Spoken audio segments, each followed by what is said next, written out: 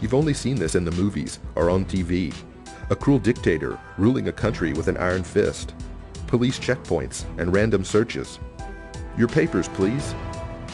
Here's a cold hard fact for everyone.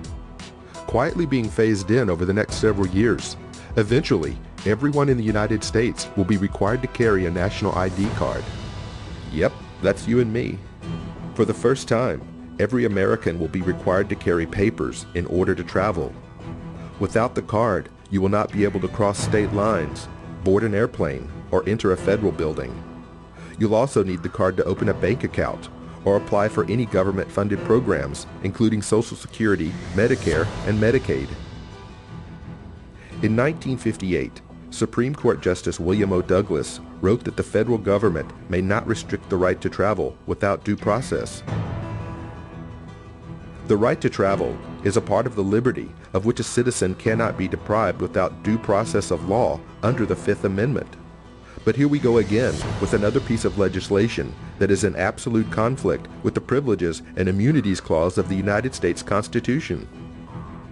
So now, you won't be able to travel in the United States unless you're willing to submit to police checkpoints and armed guards.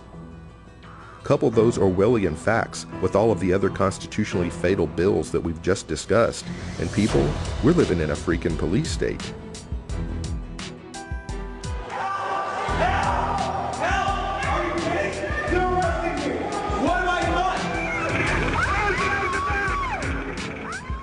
All of the lawlessness of Washington aside, if you pass bills that render the U.S. Constitution a worthless piece of paper, then your place is not in Washington, D.C.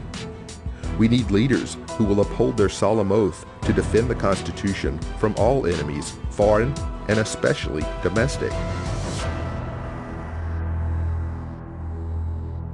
All right, so President Bush and Vice President Cheney might want to steer clear of Vermont for a little while. That's because voters in a couple of towns have approved these measures calling for the indictment of the president and vice president, quote, for violating the Constitution.